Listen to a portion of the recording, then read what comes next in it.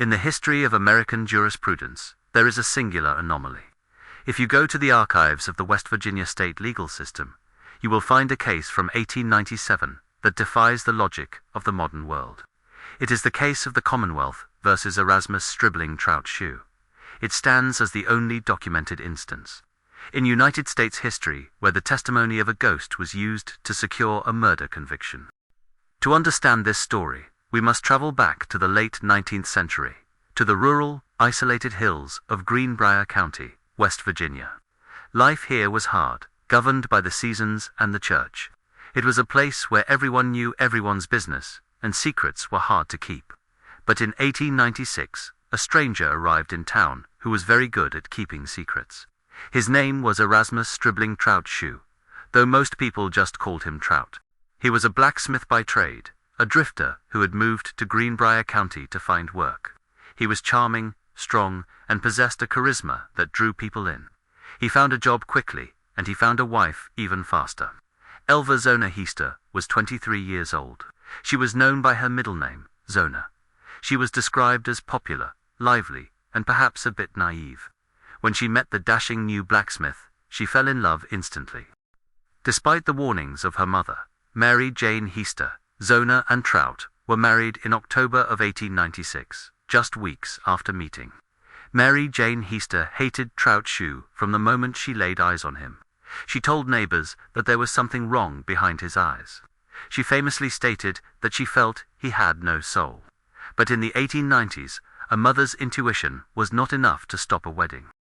The couple moved into a small two-story house near the blacksmith shop, and for a few months, things seemed normal. But Trout Shue had a history that Zona knew nothing about. He had been married twice before. His first marriage ended in divorce, amid rumors of extreme cruelty. His second wife had died under mysterious circumstances less than a year after their wedding. The official cause was a skull fracture, which Shue claimed happened when she fell off a haystack. The people of Greenbrier County didn't know they were welcoming a Bluebeard into their midst. The tragedy struck on January 23, 1897. It was a cold winter day. Trout Shue went to work at the blacksmith shop, but before he left, he asked a local boy, Andy Jones, to run an errand to his house. He told the boy to see if Zona needed anything from the store, and to ask her if she would be cooking dinner.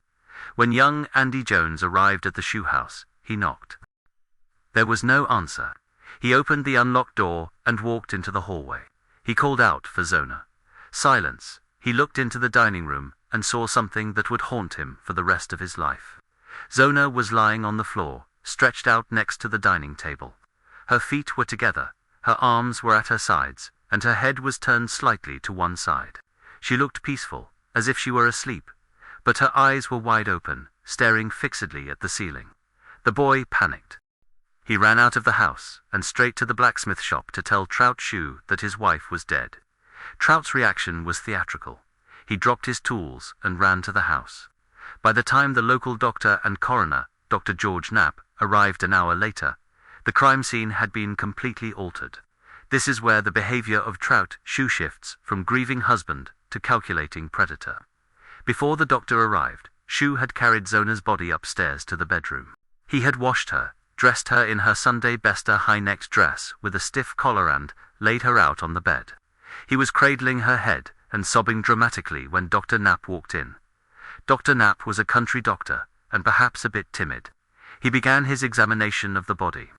But every time he tried to inspect Zona's head or neck, Trout Shue exploded in a fit of hysteria.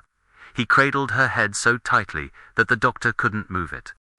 He screamed that no one should touch his beloved wife. Intimidated by the large, grieving blacksmith, Dr. Knapp conducted a cursory exam. He noted no external injuries. He declared the cause of death as everlasting faint, which was later changed to childbirth, even though Zona was not pregnant. The investigation was effectively over before it began, or so it seemed. The wake and funeral were held the next day.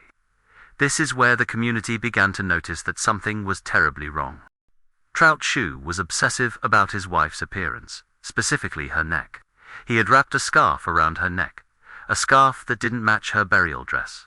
He told the mourners that it was her favorite scarf, and she would have wanted to be buried in it. Whenever someone approached the open casket to pay their respects, Shue would stand guard at the head of the coffin. He placed a pillow on one side of her head and a rolled-up sheet on the other, claiming he wanted her to rest easy. But observers noted that the pillow and sheet seemed designed to keep her head perfectly still, preventing it from flopping to the side. Mary Jane Heaster, Zona's mother, watched all of this with a cold, simmering rage. She didn't buy the everlasting faint. She didn't buy the grief. When the undertaker was preparing the body to be moved to the cemetery, Mary Jane noticed something strange. As they lifted Zona, her head seemed incredibly loose. It didn't support itself at all. And then there was the sheet.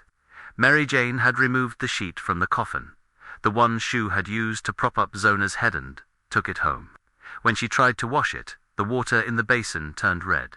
She washed it again. The water turned red again. The sheet, according to local legend, was permanently stained with a pink mark that could not be scrubbed out. To Mary Jane, this was a sign from God. It was blood evidence, supernatural or otherwise. Zona was buried in the Sowell Chapel Methodist Cemetery. The earth was shoveled over her coffin. Trout Shue went back to his life, likely thinking he had committed the perfect crime. He had intimidated the doctor. He had fooled the town. And he had buried the evidence 6 feet under the frozen West Virginia ground. But he had underestimated his mother-in-law. Mary Jane Heaster began to pray. She didn't pray for peace. She prayed for the truth. Every night, for 4 weeks, she got on her knees and asked God to let her daughter come back and tell her what happened. She needed to know. And for weeks after the funeral, in the dead of a winter night, the darkness in Mary Jane's bedroom shifted. The air grew cold, and Elva Zona Heaster returned. It was not a dream. Mary Jane Heaster insisted on this fact until her dying day. She was awake. The air in the room had grown unnaturally cold, a chill that seeped through the heavy quilts. When she looked up, her daughter was standing there. But this wasn't the corpse she had seen in the coffin. It was Zona, as she had been in life, radiant, yet filled with a terrible sadness. According to Mary Jane's sworn testimony, the spirit of Zona appeared to her on 4 consecutive nights. On the first night, the apparition seemed hesitant. She told her mother that she had been abused by Trout Shue. She said he was a cruel man who would fly into violent rages over trivial things. On the second and third nights, the spirit became more specific. She detailed the events of January 23rd. She said that Trout had come home from the blacksmith shop in a fury because she had not prepared meat for dinner. He had attacked her in the kitchen. But it was the 4th night that sealed the fate of Erasmus Shue. The spirit appeared, and the atmosphere was heavier than before. Zona told her mother exactly how she died. She said Trout had grabbed her by the neck with his massive blacksmith's hands and squeezed. He had crushed her windpipe. Then, in a final act of violence, he had twisted her head violently, snapping her neck. To prove this, the ghost performed a gesture that Mary Jane would never forget. As she stood at the foot of the bed, the apparition of Zona slowly turned her head completely around, facing backward, demonstrating that her neck was broken at the first joint. She then disappeared into the shadows, leaving her mother with a terrifying burden: the truth. Mary Jane Heaster was a woman of the 19th century. She had no forensics, no DNA, and no witnesses. She only had the word of a ghost. But she possessed a conviction that was absolute. She marched into the office of the prosecuting attorney, John Preston. John Preston was a serious man, a lawyer trained in evidence and statutes. When a grieving mother walked into his office, claiming that her dead daughter's ghost had solved the murder, he initially dismissed her. He politely suggested that she was suffering from hallucinations brought on by grief, but Mary Jane would not be moved. She recounted the details with such specific precision: the abuse, the lack of meat for dinner, the exact nature of the neck injury, that Preston began to doubt. He knew that Dr. Knapp had not performed a thorough exam. He knew that Trout Shue's behavior at the funeral, the scarf, the pillow, the hysteria, was suspicious. But to order an exhumation based on a ghost story was political suicide. Preston decided to interview Dr. Knapp again. Under pressure, the doctor admitted that he had not examined the neck because of Shue's violent interference. This admission gave Preston the legal crack he needed. He didn't need to cite the ghost in the warrant. He cited the incomplete medical exam. The order for exhumation was signed. On February 22, 1897, a grim procession made its way to the Sal Chapel Cemetery. It was a cold, grey day. The ground was frozen solid. The group included the coroner, the prosecutor, a jury of inquest, and a reluctant Trout Shue. Shue played the part of the grieving, outraged husband perfectly. As the men dug into the frozen earth, Shue sat on a nearby stile, whittling a stick with a large knife. He seemed unbothered, even arrogant. He told the men, "You are digging into my wife's grave for nothing, but I know she will be just as I left her." He was confident because he knew he had dressed her in a stiff collar and veiled her injuries. He believed the secret was buried deep enough. When the coffin was raised and opened, Zona's body was remarkably well preserved due to the freezing temperatures. Dr. Knapp, now under the watchful eye of the law, began a proper autopsy. He cut away the high-necked dress that Shue had insisted she be buried in. He removed the scarf. The silence in the cemetery was absolute. Dr. Knapp placed his hands on the sides of Zona's head. With almost no effort, her head flopped loosely from side to side. The rigor mortis had passed, but the unnatural mobility remained. Knapp then made an incision into the neck. What he found made the blood drain from his face. The windpipe had been crushed. On the throat, there were distinct marks that looked like fingerprints, bruising that had been hidden by the makeup and the collar, but the definitive proof lay in the spine. The first and second vertebrae were completely severed. The ligaments were torn. Her neck had been broken with tremendous force. Dr. Knapp turned to the jury of inquest and said, "It is exactly as her mother described." Trout Shue stopped whittling. His arrogance evaporated. The ghost had been right. The medical evidence matched the supernatural testimony perfectly. The everlasting faint was officially ruled a homicide. Trout Shue was arrested on the spot and charged with the murder of Zona Heaster. But the battle was far from over. John Preston had his physical evidence, but he had a massive legal problem. He had to convince a jury to convict a man based on a lead that came from a hallucination. If he put Mary Jane Heaster on the stand and she started talking about ghosts, the defense would tear her apart. They would paint her as a lunatic. The trial of the century for Greenbrier County was set to begin, and the star witness was a woman who spoke to the dead. June 1897. The Greenbrier County Courthouse in Lewisburg was packed to capacity. The heat was stifling, but no one left their seats. They had come to see the trial of Erasmus Trout Shue. The evidence against him was damning, yet entirely circumstantial. There were no eyewitnesses to the murder. There was no confession. There was only a dead body with a broken neck and a husband who had acted strangely. Prosecutor John Preston knew he was walking a razor's edge. He had the autopsy report from Dr. Knapp proving that Zona had been strangled and her neck snapped. He had the testimony regarding Shue's violent temper and the suspicious circumstances of his previous wives' deaths. But Preston was terrified of one thing: the ghost story. He knew that if the prosecution introduced the supernatural element, the defense would mock the entire case, painting the state's star witness, Mary Jane Heaster, as a senile, superstitious old woman. Preston's strategy was to stick to the cold, hard medical facts. He put Dr. Knapp on the stand. The doctor testified clearly about the crushed windpipe and the severed ligaments.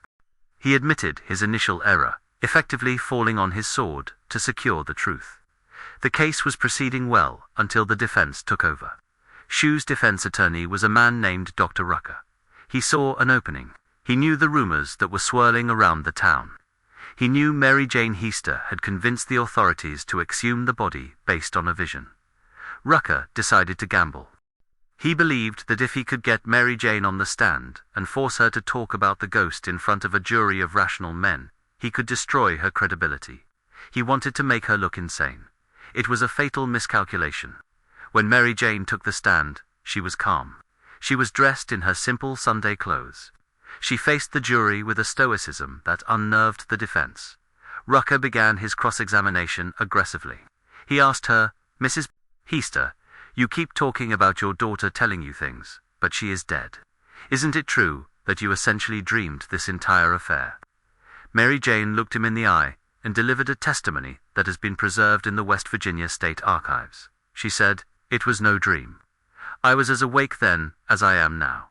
She came to me 4 times. She told me he was brutal. She told me he squeezed her neck until the breath left her. And she showed me. Rucker pushed harder. He mocked her. He asked, "And did you not touch her? Did you not think it was a hallucination?" Mary Jane replied, "I tried to touch her, but my hand went through her. She was cold, but she was there. I know she was there because she told me things I could not have known. She told me about the broken neck before the doctor ever put a knife to her." The courtroom fell into a stunned silence. Rucker had intended to expose a crazy woman. Instead, he had given the jury a woman of unshakable conviction. The jury looked at Mary Jane, a God-fearing mother who had nothing to gain by lying, and they believed her. By trying to discredit the ghost story, the defense had accidentally entered it into the official legal record. The trial lasted 8 days. Shue took the stand in his own defense, but his charisma had turned into arrogance. He ranted, he rambled. He claimed everyone was out to get him. It didn't work. The jury deliberated for only an hour and 10 minutes.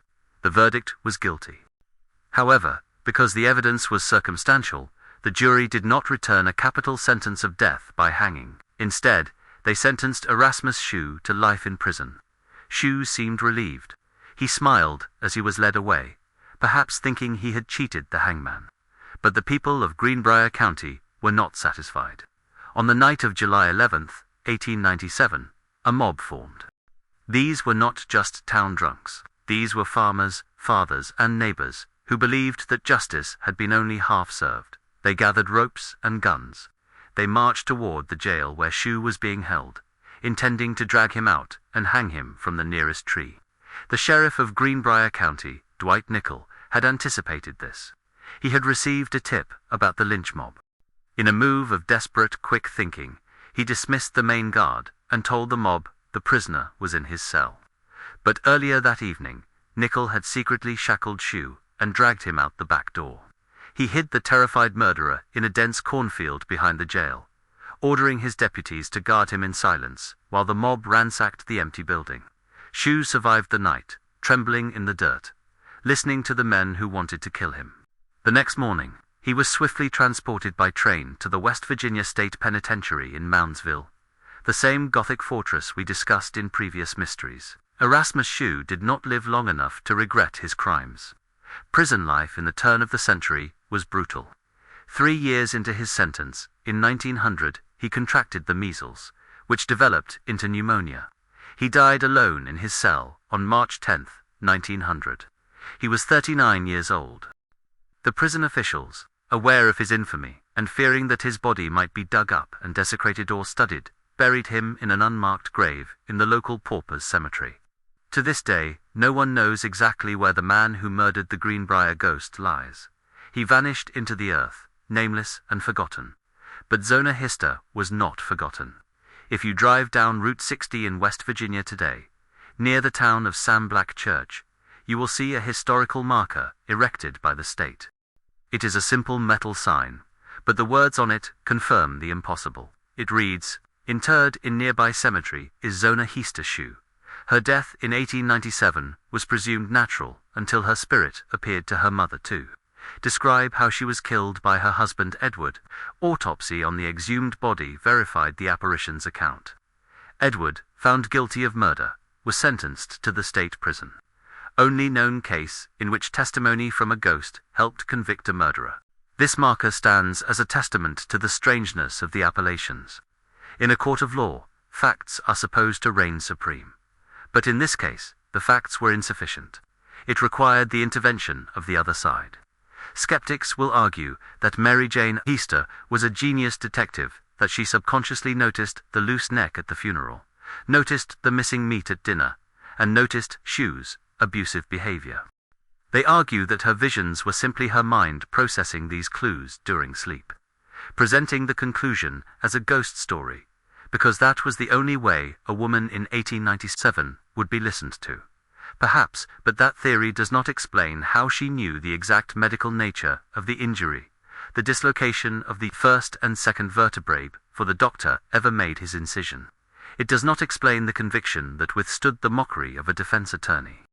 The Greenbrier ghost legacy reminds us that justice in the mountains is different. It is personal, it is spiritual, and it transcends the grave. Trout Shue thought he could silence his wife by snapping her neck. He didn't realize that in the Appalachians, death is not always the end of the conversation.